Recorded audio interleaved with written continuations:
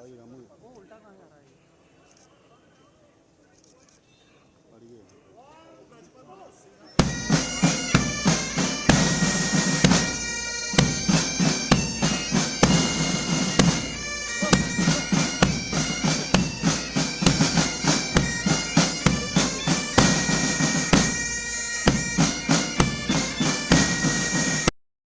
कश्मीर के chief minister Omar Abdullah जो है वो यहाँ पर पहुँचे हैं और इस समय 4 साल के बाद यहाँ पर सिविल सेक्रेटरीट की प्रथा को फिर से उसकी शुरुआत की गई है और ऐसे में 6 महीने कश्मीर से और 6 महीने जम्मू से जो है ये सरकार जो है वो चलेगी। लगभग 100 साल से ज़्यादा का ये दरबार अधूरा ही रखा गया था, लेकिन ये दरबार मूव इसको सिर्फ रुपए पैसों में नहीं तोला जाना चाहिए। दरबार मूव से जम्मू की इकोनॉमी को फ़ायदा पहुंचता है, इससे कोई इनकार नहीं कर सकता, लेकिन दरबार मूव जम्मू कश्मीर की एकता को भी बनाए रखने में एक बहुत अहम रोल अदा करती है, क्योंकि साल के जो 6 गर्मी के महीने रहते हैं, जम्मू के कई सारे लोग श्रीनगर आके काम करते हैं, और जो 6 महीने सर्दी के रहते हैं श्रीनगर के लोग जम्मू आके रहते हैं। तो ये जो लोगों का आना जाना दोनों प्रोविंसेस में, उसका भरपूर फ़ायदा जम्मू कश्मीर को मिलता है। क्योंकि जिस तरह का रिसेप्शन, और मैं चैम्बर वालों से कई दिनों से बात कर रहा था, वो प्राइवेटली मुझे कह रहे थे कि देखिए एक बहुत चीज़ हुई है, बहुत बड़ी बात हुई है, और वो दबे दबे में कह रहे थे कि उमर साहब ने वो कर दिया जो कोई नहीं कर सकता था। हमने तो सिर्फ जो किया उसको मतलब दुरुस्त किया। बंद करने का फैसला लिया नहीं जाना चाहिए था। अब चलिए कर लिया, कोई नहीं। उस वक्त क्या मजबूरी थी, किन हालात में किया, मैं उसमें जाऊंगा नहीं, लेकिन मैंने बार बार ये कहा है कि ये दरबार मूव ये शेख अब्दुल्ला की विरासत नहीं है, ये फ़ारूक अब्दुल्ला की विरासत नहीं है, मेरी विरासत नहीं है।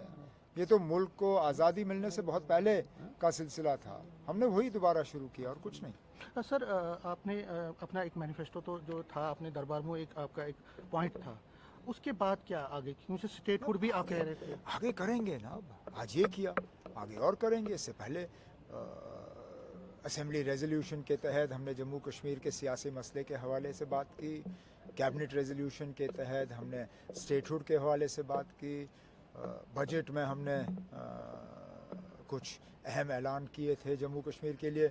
अब दोबारा फरवरी में बजट पेश होगा, उसमें और बातें होंगी, सिलसिला चलता रहेगा ना। इसी तरह तो हुकूमत, कोई हुकूमत एक हफ्ते, एक महीने या एक साल के लिए नहीं बनती। हुकूमत आती है तो इस इरादे से कि वो पूरा 5 साल जो है निकाल के अपना एजेंडा लोगों के सामने रखेंगे। हमारा 1 साल मुकम्मल हुआ है, 4 साल बाकी हैं। अब हम अपनी जगह ये कायम हैं कि जो हमने लोगों के साथ वादे किए हैं, उन वादों को हम पूरा करेंगे। क्योंकि फेसबुक पे देखते हैं या सोशल मीडिया पे तो गैस सिलेंडर लेकर लोग चल रहे हैं, गैस सिलेंडर नहीं मिले, वो रिजर्वेशन की बात कर रहे हैं, वो बिजली की बात कर रहे हैं। करेंगे ना। जैसे मैंने कहा, हमने कभी अपने मैनिफेस्टो में ये नहीं कहा कि आपको पहले ही दिन हम सारा कुछ दे देंगे। आहिस्ता आहिस्ता एक एक करके हम दे देंगे ना। बेचैनी क्यों है, क्या लगता है बेचैनी? ये इतनी ऑपोजिशन को बेचैनी नहीं होगी तो क्या होगा?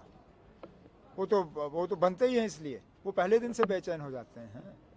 उनमें तो सब्र है नहीं, लोग सब्र कर रहे हैं।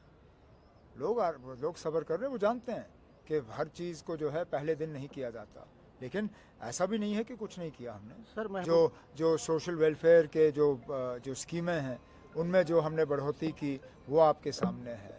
जो अपनी लड़कियों के लिए जो मैरिज असिस्टेंस है, उसमें जो तालीम की पाबंदी लगाई थी वो हमने हटा दिया। जो अपनी बहनों के लिए जो फ्री बस सर्विस का हमने करना था वो किया।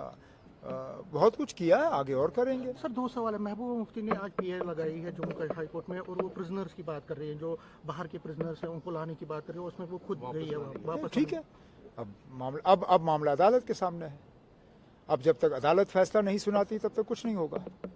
अब तो इसका असेंबली में भी आप बहस नहीं कर सकते हो। अब तो ये अब इस चीज़ को आपने डिस्कशन के दायरे से भी बाहर कर दिया है। अब जब यही लोग असेंबली में सवाल लाने की कोशिश करेंगे या असेंबली में कोई रेजोल्यूशन लाने की कोशिश करेंगे, वहाँ स्पीकर साहब कहेंगे कि ये मामला अब सब जुडिस है। अब कब तक सब जुडिस रहेगा ये आप और मैं नहीं जानते, देखना पड़ेगा। लेकिन चलिए, उन्हें लगा कि शायद अदालत के ज़रिए कुछ हासिल हो सकता है, अब हम इंतज़ार करेंगे। So how you see the election जो बड़गाम और जो नगरोटा के, आर यू कॉन्फिडेंट कि आप जीत पाएंगे दोनों जगहों में? अब जीत की हम पूरी कोशिश लगाए बैठे हैं। एक हमारी अपनी सीट थी, एक सीट में हम साल पहले हारे, लेकिन उम्मीद करते हैं कि इस बार नगरोटा में भी हमारी परफॉर्मेंस ठीक रहेगी, क्योंकि बीजेपी ने एक चीज़ तो साबित कर दिया, जो मैं बार बार कहता हूँ, बीजेपी को खानदानी राज से कोई इख्तलाफात नहीं है। उनको खानदानी राज बिल्कुल पसंद है, लेकिन सिर्फ अपने खानदान। जो खानदान बीजेपी के खिलाफ हैं उनको खानदानी राज सिर्फ उनमें नज़र आती है, और ये शुक्र है नगरोटा में दोबारा साबित हुआ। सर, रिजर्वेशन का जो इशू है, कल भी मैं आपके अपने एनसी के आपके अच्छे दोस्त से सुन रहा था, वो कह रहे हैं कि कुछ छुपाया जा रहा है। कुछ नहीं छुपाया जा रहा, छुपाने की बात ही क्या इसमें। अगर हमने छुपाना होता हम इस मुद्दे को अपने मैनिफेस्टो में लाते ही नहीं। नेशनल कॉन्फ्रेंस ने जब ये मुद्दा मैनिफेस्टो में लाया तभी जाके इस पे बातचीत शुरू हुई, नहीं तो आप में से कौन इस पे बात कर रहा था? जो आज इन ओपन मेरिट वालों के बड़े हमदर्द बने हुए हैं, ये थे कहाँ पे जब तक नेशनल कॉन्फ्रेंस ने इस मामले को अपने मैनिफेस्टो पे नहीं लाया। कैबिनेट की सब कमेटी बैठी और मैंने कहा आप लोगों को, कैबिनेट सब कमेटी ने अपना रिपोर्ट पूरा किया है, वो रिपोर्ट हमें दी गई है, और हमारा पूरा इरादा है कि जो सुप्रीम कोर्ट का मैंडेट है कि 50% से ज़्यादा रिजर्वेशन नहीं होना चाहिए, हम जम्मू कश्मीर के रिजर्वेशन लेवल को सुप्रीम कोर्ट के लेवल पर, इसमें अगर छुपाने की बात होती तो हम करते ही क्यों? हम खामोश रहते, जिस तरह ये लोग रहे थे। जो लोग आज मतलब इन चीज़ों पे बात कर रहे हैं, नेशनल कॉन्फ्रेंस की हुकूमत बनने से पहले ये बात क्यों नहीं कर रहे थे?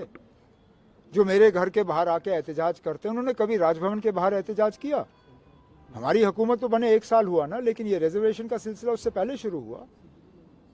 तब कहाँ थे इनके प्रोटेस्ट और एहतजाज और ये सब चीज़ें? ये तब जाके इनको हिम्मत आई जब हमने अपने मैनिफेस्टो में ये मुद्दा रखा। और आप मान के चलिए ना, आपके कैबिनेट की मीटिंग होगी, उसमें ये इशू आ जाएगा और कैबिनेट की मंजूरी के बाद इस चीज़ को गवर्नर साहब के पास भेज दिया जाएगा। में स्टेटहुड का जो इशू है, फारूक साहब कह रहे थे कि एलजी साहब काम नहीं करने दे रहे। आपने अभी कुछ दिन पहले कहा था जम्मू में ही कि आप एक पार्टी बन सकते हैं इसमें, तो कब तक हम माने कि आप एक मैं अब इस पे हम सोच विचार कर रहे हैं, क्योंकि हर चीज़ को अदालत में लेने में कुछ फ़ायदे भी होते हैं, कुछ नुकसान भी होते हैं जी। और हम फ़ायदा और नुकसान तोल रहे हैं। और अगर कि हमें लगा कि फ़ायदा जो है नुकसान से ज़्यादा होगा, मैं जाऊंगा। लेकिन इसमें मुझसे कई ज़्यादा समझदार लोग जो हैं, जो वकालत जानते हैं, मैं वकालत नहीं जानता, जो आइन को जानते हैं, मैंने तो सिर्फ आइन को ऊपर से पढ़ा है, पूरी तरह से समझा नहीं है। वो लोग जो वकालत और आइन को पूरी तरह से समझते हैं, वो इस चीज़ को अब तोल रहे हैं। उनकी जो राय होगी, उनका जो मशवरा होगा, उसके बाद हम फैसला करेंगे। लास्ट में फुलर पैकेज कितने लास्ट करोगे ना? लास्ट 5 तो लास्ट हो गए। पैकेज अभी पेंडिंग है, कब तक आप प्राइम मिनिस्टर से क्या चाहेंगे? हमने अपना मेमोरेंडम जो है वो भेज दिया है गवर्नमेंट ऑफ इंडिया को। डैमेज का असेसमेंट हमने किया है। इसमें एक बात तो उभर के सामने आई कि इस फ्लड्स में 2014 के मुकाबले इस बार जम्मू को नुकसान ज़्यादा हुआ है कश्मीर के मुकाबले में। 2014 में हालात बिल्कुल अलग थे, कश्मीर में ज़्यादा नुकसान हुआ था, जम्मू में कम। लेकिन अब हमारा मेमो जो है तैयार होकर गवर्नमेंट ऑफ इंडिया को भेज दिया गया है। उम्मीद करेंगे कि उस पर गौर करने के बाद फ्लड रिलीफ का एक पैकेज जम्मू कश्मीर को मिल जाएगा। ओके।